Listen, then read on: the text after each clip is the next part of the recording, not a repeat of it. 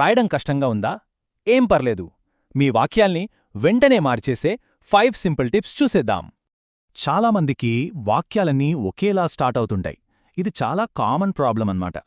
అవును, రాయడం భయం పెట్టొచ్చు, కానీ కొన్ని ట్రిక్స్తో ఆ భయాన్ని మనం ఈజీగా పోగొట్టొచ్చు. ఈ 5 స్ట్రాటజీస్తో మన రైటింగ్కి కొత్త లుక్ వస్తుంది, కాన్ఫిడెన్స్ కూడా పెరుగుతుంది. మొదటి పద్ధతి మనందరికీ తెలిసిందే, సబ్జెక్ట్తో వాక్యం స్టార్ట్ చేయడం, అంటే పనిచేసేవాళ్లతో. ఇది చాలా డైరెక్ట్, క్లియర్గా ఉంటుంది. ఏ వాక్యానికైనా ఇదొక మంచి ఫౌండేషన్. ఇక రెండోది, వాక్యాన్ని ఎక్కడ లేదా ఎప్పుడు అనే పదాలతో మొదలు పెట్టడం అన్నమాట. ఇలా చేస్తే చదివేవాళ్లకి సీన్ ఎక్కడ, ఎప్పుడు జరుగుతుందో వెంటనే ఒక ఐడియా వచ్చేస్తుంది. ఇప్పుడు ఈ వాక్యం చూడండి, ఇందులో ఏదో చిన్నది మిస్ అయినట్టు అనిపించట్లేదా? అదే కామా ఎక్కడ లేదా ఎప్పుడుతో మొదలు పెట్టినప్పుడు కామా పెట్టడం చాలా ముఖ్యం. సరే, ఇప్పుడు మన రైటింగ్ని నెక్స్ట్ లెవెల్కి తీసుకెళ్లే మరో 3 పద్ధతులు చూద్దాం. మూడోదేంటంటే యాక్షన్ను చూపించే ఐఎన్జీ వర్డ్తో వాక్యాన్ని స్టార్ట్ చేయడం. చాలా స్టైలిష్గా ఉంటుంది. ఇలా రాస్తే వాక్యం చాలా యాక్టివ్గా, ఇంట్రెస్టింగ్గా అనిపిస్తుంది.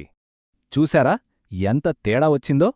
ఇలా స్టార్టర్ మార్చడం వల్ల వాక్యానికి ఒక కొత్త ఫీల్ వస్తుంది. 4వ పద్ధతి, ఫీలింగ్ లేదా స్టేట్ని చెప్పే ఈడీ పదంతో వాక్యాన్ని స్టార్ట్ చేయడం. ఈ పద్ధతి భలే ఉంటుంది. క్యారెక్టర్ ఎలా ఫీల్ అవుతుందో స్టార్టింగ్లోనే తెలిసిపోతుంది. ఒక్క విషయం గుర్తుంచుకోండి, ఐఎన్జీ ఇంకా ఈడీ స్టార్టర్స్ తర్వాత కామా కంపల్సరీ. ఇక మన టూల్ కిట్లోని చివరి ఐటెం -L వర్డ్తో స్టార్ట్ చేయడం. ఇది యాక్షన్ ఎలా జరిగిందో చెబుతుంది. ఇలా స్టార్ట్ చేస్తే వాక్యానికి మొదట్లోనే ఒక మంచి డిస్క్రిప్షన్ యాడ్ అవుతుంది.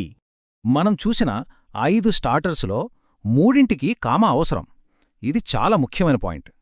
సో కామా ఎక్కడ పెట్టాలి అనే కన్ఫ్యూజన్ అస్సలొద్దు. ఈ సింపుల్ చార్ట్ గుర్తుపెట్టుకోండి. ఇప్పుడు ఈ 5 టూల్స్ మీ దగ్గర ఉన్నాయి. వీటితో మీ రైటింగ్లో వెరైటీ తీసుకురండి. చూశారా, ఒక మంచి ప్లాన్ ఉంటే రాయడం అస్సలు భయం కాదు, అదొక సరదా. ఇప్పుడు మీ దగ్గర కొత్త టూల్స్ ఉన్నాయి. మరి ఏ కొత్త కథతో మొదలుపెడతారు?